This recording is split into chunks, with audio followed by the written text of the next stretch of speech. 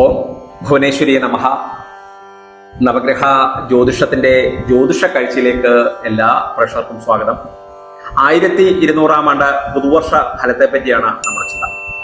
English വർഷം കണക്കാക്കുമ്പോൾ 2024 August മാസം 17 തീയതി മുതൽ 2025 ഓഗസ്റ്റ് മാസം 16 വരെയുള്ള ഫലമാണ്. ഈ ഒരു വർഷത്തിന്റെ തുടക്കം എന്ന് പറയുന്നത് പ്രത്യേകിച്ച് ഗ്രഹങ്ങളുടെ മാറ്റത്തെ പറ്റി ചിന്തിക്കുന്ന സമയത്ത് വ്യാഴം നിലനിൽക്കുന്ന രാശി, പ്രത്യേകിച്ച് ഇടവൻ രാശിയിൽ വ്യാഴം നിൽക്കുകയും ശേഷം 2025 മെയ് മാസം 14 മിഥുനം രാശിയിലേക്ക് വ്യാഴം സഞ്ചരിക്കുന്ന കാലയളവാണ്.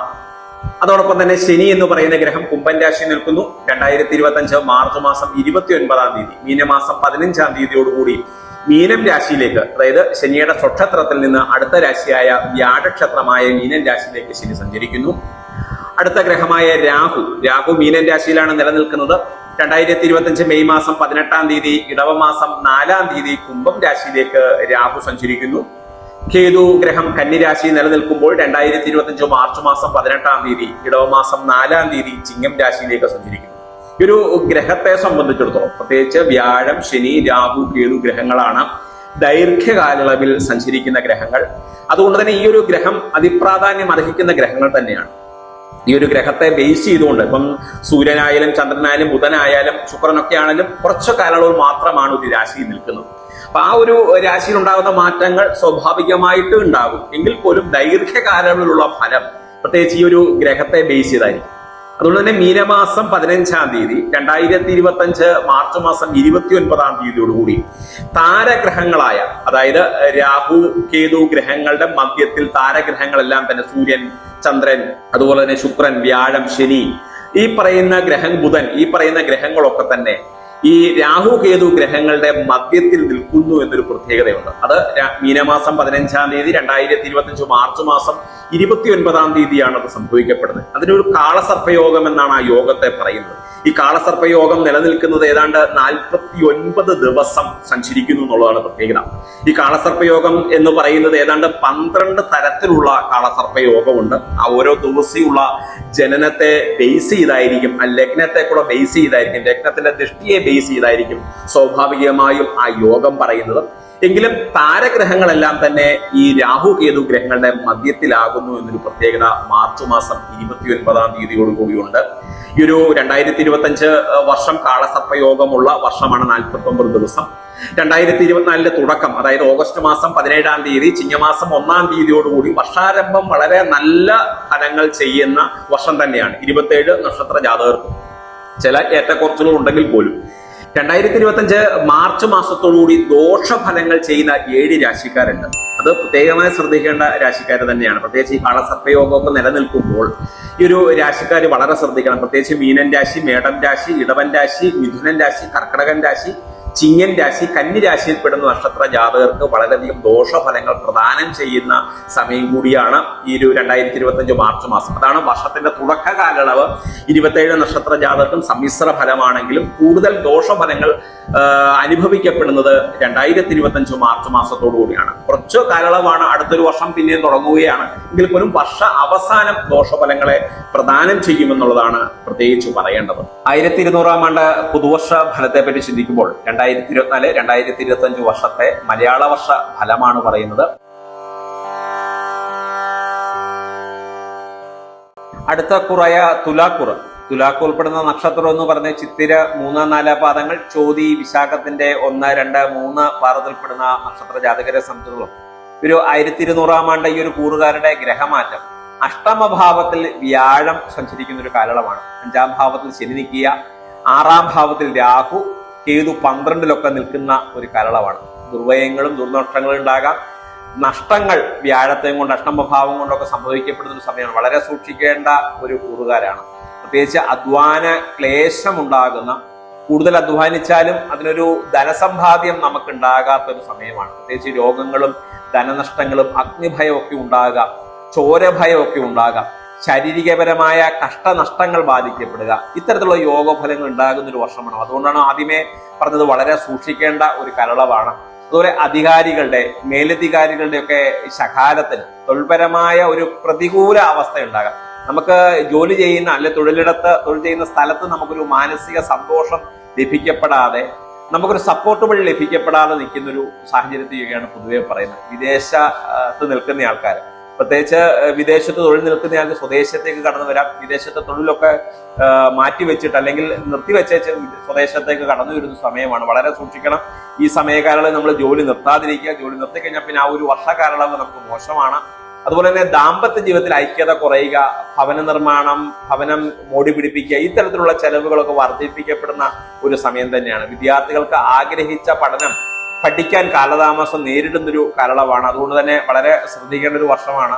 അതുപോലെ കലാകാരന്മാർക്ക് കർമ്മപുഷ്ടി ഉണ്ടാകുന്ന ഒരു കാലയളവാണ്. പ്രത്യേകിച്ച് പ്രവർത്തന മേഖലയിൽ കുറച്ച് അവസരങ്ങളൊക്കെ ലഭിക്കപ്പെടും. അതൊന്നും വലിയൊരു പുഷിംഗ് ആയിട്ട് നമ്മൾ നോക്കണ്ട. സാമ്പത്തികപരമായ ഭദ്രത അവിടെ കുറയുമെങ്കിലും വേദികളൊക്കെ ലഭിക്കപ്പെടുന്ന ഒരു സമയം തന്നെയാണ്. സന്താനങ്ങളുടെ മംഗളകരമായ കർമ്മങ്ങൾക്ക് കാലതാമസം നേരിടുന്ന ഒരു വർഷമാണ്. വിവാഹ കാര്യങ്ങളൊക്കെ ചിന്തിക്കുന്ന ആൾക്കാർ വളരെയധികം ശ്രദ്ധിക്കണം. ഭൂമി സംബന്ധമായ ചില നിയമപ്രശ്നങ്ങൾ നേരിടുന്ന ഒരു കാലയളവാണ്. അതുപോലെ ഭർത്താവിന്റെ രോഗപീഠകൾ, നമുക്ക് വളരെ അസ്വസ്ഥതകളും ആരോഗ്യപരമായ ചില ബുദ്ധിമുട്ടുകളൊക്കെ നേടുക. അതുപോലെ ബന്ധുക്കളുടെയൊക്കെ തന്നെ ഭാഗ്യാവസ്ഥാഭാഗനം, ഇവരുടെയൊക്കെ ഒരു ചില ശത്രുതകൾ കൂടുതൽ നമുക്കുണ്ടാവുക, വാക്ക് തർക്കങ്ങൾ ഉണ്ടാകാം, ബന്ധുവിരോധങ്ങളൊക്കെ സൃഷ്ടിക്കപ്പെടുന്ന സമയം തന്നെയാണ്. അതുപോലെ ദ്രവ്യനഷ്ടം ഉണ്ടാകാം, ഭൂമി നഷ്ടം ഉണ്ടാകാം. പ്രണയവക്താക്കൾക്ക് വളരെയധികം സൂക്ഷിക്കണം. പ്രത്യേകിച്ച് ഈ വാക്ക് തർക്കങ്ങളും അനുബന്ധപരമായ ബന്ധം, ഈ ബന്ധത്തോടൊപ്പം തന്നെ വേറൊരു ബന്ധങ്ങളിലേക്ക് പോകുന്ന അവസ്ഥയുണ്ടാകാം. വിശ്വാസക്കുറവുകൾ സൃഷ്ടിക്കപ്പെടാം. അതുകൊണ്ട് തന്നെ ഈ ഒരു ബ്രേക്കിംഗ് കാലയളവ്, നമ്മൾ ബ്രേക്ക് നിൽക്കുന്ന ഒരു അവസ്ഥ ഉണ്ടാകാം ഈ ഒരു ജീവിതത്തിൽ. പ്രണയ സാഹചര്യത്തിലൊക്കെ പ്രണയ വ്യക്താക്കളൊക്കെ വളരെയധികം ശ്രദ്ധിക്കേണ്ട ഒരു വർഷം തന്നെയാണ്. അതുകൊണ്ട് തന്നെ നിങ്ങളുടെ ഒരു വിഘ്നഭാഗം, അതുകൊണ്ട് തന്നെ നിങ്ങൾ ഗണപതി ഹോമം നിശ്ചിതമായും കഴിക്കുക. പ്രത്യേകിച്ച് ഈ 12 നിൽക്കുന്ന കേതു ഗണപതി ഭഗവാനെ പ്രീതിപ്പെടുത്തുക എന്നുള്ളത് അനിവാര്യമായ ഒരു ഘടകമാണ്. അത് പ്രത്യേകിച്ച് ഉത്തിഷ്ട ഗണപതി ഹോമം കഴിക്കുക. കറുക കൊണ്ട്, മുക്കൂറ്റി കൊണ്ട്, താമരമൊട്ട്, അതുപോലെ തെച്ചിപ്പൂവ്, ഇതൊക്കെ കൊണ്ട് നെയ് കൂട്ടി ഹോമിക്കുന്നത് വളരെ ശ്രേഷ്ഠമായിരിക്കും. വിഷ്ണു പൂജ, വിഷ്ണു സഹസ്രനാമാർച്ചന കഴിക്കുക. അതുപോലെ ഭഗവതി സേവ മുടങ്ങാതെ തന്നെ കഴിക്കുക. പ്രത്യേകിച്ച് നിങ്ങൾ ദാമ്പത്യ ജീവിതത്തിലൊക്കെ ഉണ്ടാകുന്ന ഒരു വിഷയങ്ങൾ ഉണ്ടാകുന്നത് കൊണ്ട്, പ്രണയവക്താക്കളിൽ ഉണ്ടാകുന്ന വിഷയങ്ങൾ, കുടുംബപരമായ ചില അസ്വസ്ഥതകളൊക്കെ ഉണ്ടാകുന്നുണ്ട്. നിങ്ങൾ ഭവനത്തിൽ തന്നെ ഈ പൃഥ്വിഗിരി പൂജകൾ, അഘോര ഹോമങ്ങളൊക്കെ കഴിക്കുന്നത് വളരെ ശ്രേഷ്ഠമായിരിക്കും. പ്രത്യേകിച്ച് ശത്രുബാധ, ദുരിതഭാഗബല ദോഷങ്ങളൊക്കെ തന്നെ ഒഴിവായി കിട്ടും. അതുപോലെ ക്രിസ്ത്യനായിട്ടുള്ള ആൾക്കാരെ 29, 39 സങ്കീർത്തനങ്ങളൊക്കെ തന്നെ വെച്ചു പ്രാർത്ഥനയായിട്ട് നടത്തുക. വ്യാഴാഴ്ച പ്രാർത്ഥന, ശനിയാഴ്ച പ്രാർത്ഥനയൊക്കെ വ്രതശുദ്ധിയോടുകൂടി എടുക്കുക. കുടുംബ പള്ളിയിൽ കുർബാന ഒരു 7 എണ്ണം കൈക്കൊള്ളുക. മുസ്ലിമായിട്ടുള്ള സഹോദരന്മാരി സുഹൃത്ത് യാസിൻ ഭാഗം വായിക്കുക. ശനിയാഴ്ച ദിവസം, വെള്ളിയാഴ്ച ദിവസം വ്രതശുദ്ധി, പ്രത്യേകിച്ച് ഒരിക്കലോടുകൂടി തന്നെ വ്രതശുദ്ധികളൊക്കെ എടുക്കുന്നത് വളരെ ശ്രേഷ്ഠമായ ഒരു പരിഹാരമാണ് ഈ ഒരു കൂറുകാരെ സംബന്ധിച്ചിടത്തോളം. അടുത്ത കൂറായ വൃശ്ചികക്കൂറ്.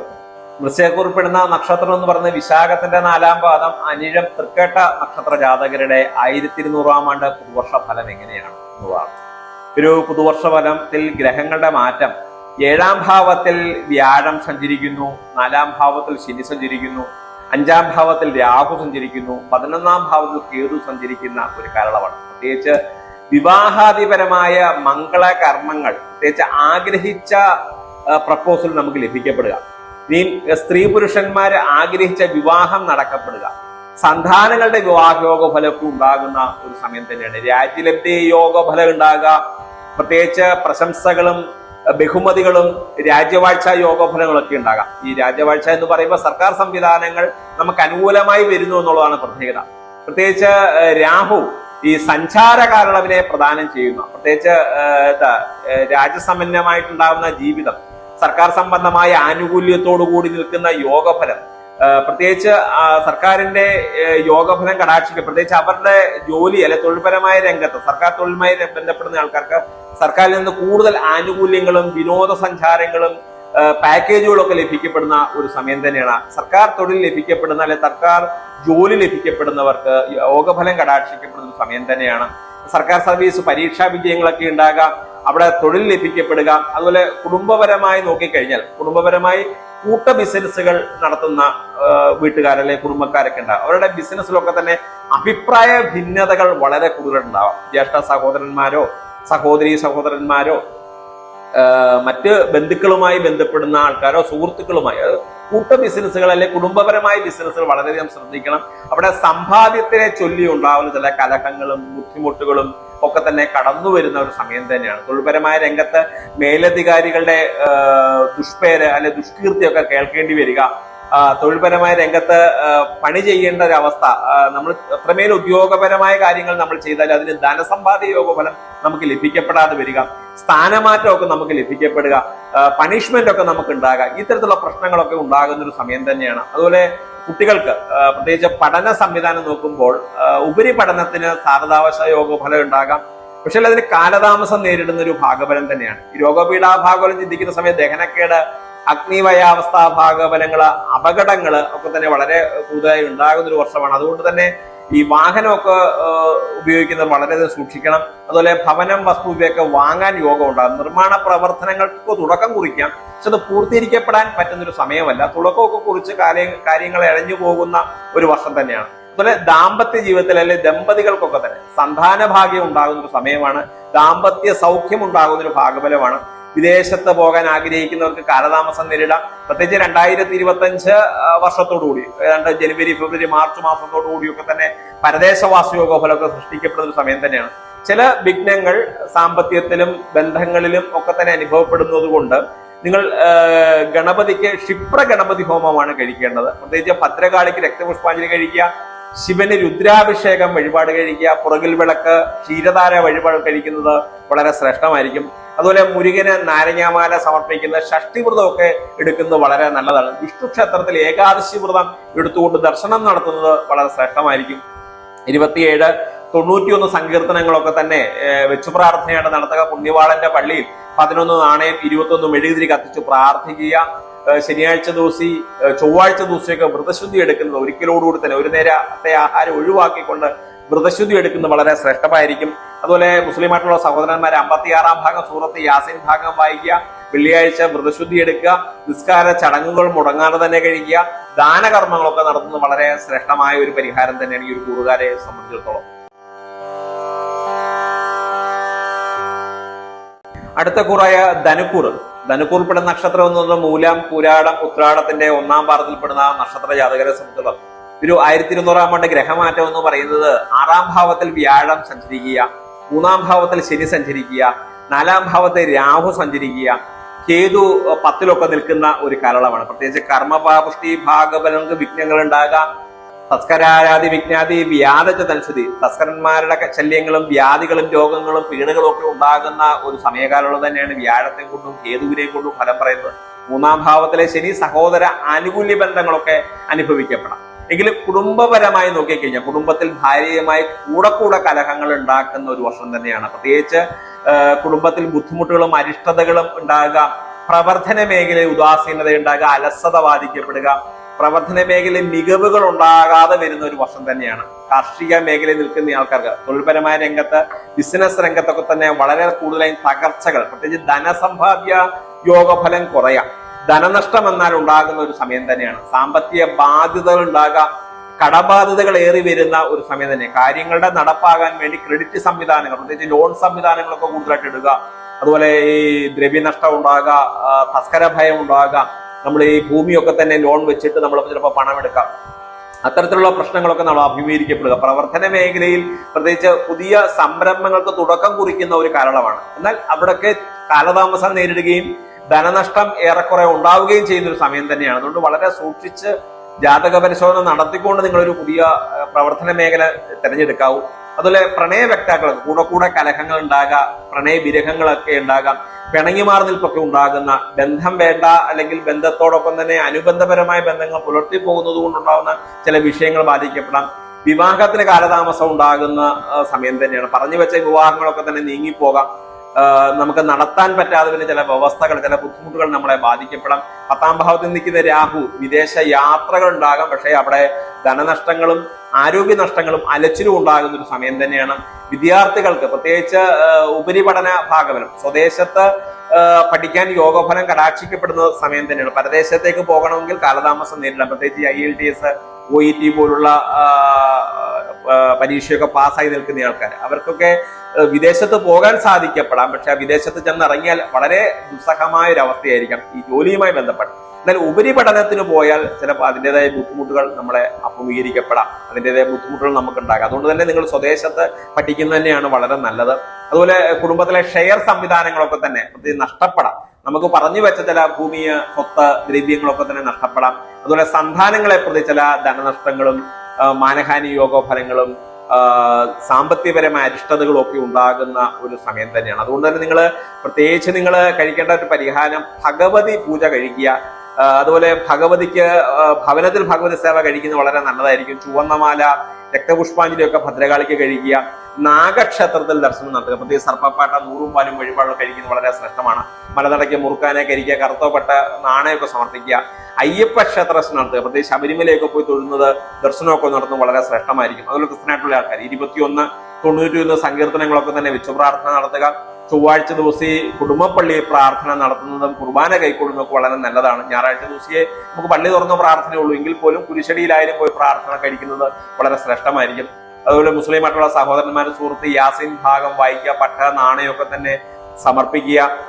പ്രത്യേകിച്ച് ദാനകർമ്മങ്ങളൊക്കെ നടത്തുക. വ്രതശുദ്ധി എടുക്കുമ്പോൾ ഒരിക്കലോടുകൂടി തന്നെ വ്രതശുദ്ധി എടുക്കുന്നതൊക്കെ ഒരു കൂറുകാർക്ക് വളരെ ശ്രേഷ്ഠമായ ഒരു പരിഹാരം. നമ്മൾ 12 കൂറുകാരുടെ ഫലവും ഒന്നിച്ചാണ് പറഞ്ഞിരിക്കുന്നത്, അതിന്റെ പരിഹാരവുമാണ് പറഞ്ഞിരിക്കുന്നത്. ഇനി നമ്മൾ ഈ ഒരു പറഞ്ഞിരിക്കുന്ന ഫലത്തിൽ എന്തെങ്കിലും ഏറ്റക്കുറച്ചിലുകൾ ഉണ്ടാവുക, ഗ്രഹപരമായ മാറ്റങ്ങൾ, ഇതൊക്കെ നമ്മൾ ഗ്രഹത്തിന്റെ അവസ്ഥാഭാഗഫലങ്ങളെ ചിന്തിച്ചുകൊണ്ടാണ്. ഇപ്പൊ വ്യാഴം, ശനി, രാഹു, കേതു ഗ്രഹങ്ങൾ ദൈർഘ്യകാലങ്ങളിലേക്ക് നീക്കുന്നത് കൊണ്ട് ഈ ഗ്രഹത്തെ ബേസ് ചെയ്തായിരിക്കും നമ്മൾ ഈ കൂറിന്റെ ഫലം പറഞ്ഞിരിക്കുന്നത്. ഈ വ്യക്തിപരമായി നമുക്ക് നമ്മുടെ ഫലം ആക്യുറസി ആവണം, അല്ലെങ്കിൽ നമ്മൾ എന്തെങ്കിലും കാര്യങ്ങൾക്ക് തുടക്കം കുറിക്കുന്നു, നമ്മൾ ഏതെങ്കിലും കമ്മിറ്റ്മെന്റ് ചെയ്യുന്ന ഏതെങ്കിലും വിഷയത്തിൽ, അല്ലെങ്കിൽ ഏതെങ്കിലും നിയമപ്രശ്നങ്ങൾ നേരിടുന്നു, ഇങ്ങനെയുള്ള ചില കാര്യങ്ങൾ നമുക്ക് വ്യക്തിപരമായി നമുക്ക് സംഭവിക്കപ്പെടാം.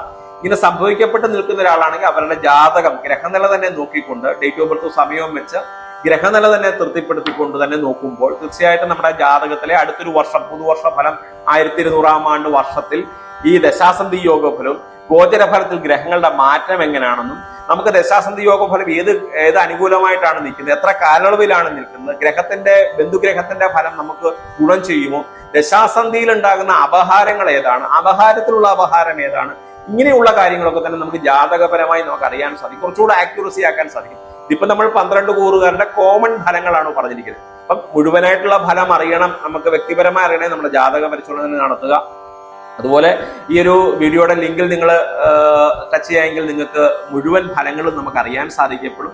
അതുപോലെ തന്നെ യൂട്യൂബിലോ അല്ലെങ്കിൽ ഫേസ്ബുക്ക് പേജിലോ നിങ്ങൾ ഡേറ്റ് ഓഫ് ബർത്ത് സമയം തരികയാണെങ്കിൽ നിങ്ങളുടെ ഗ്രഹനിലപരമായിട്ടുള്ള പരിഹാരങ്ങൾ നിങ്ങൾക്ക് അറിയാൻ സാധിക്കപ്പെടും.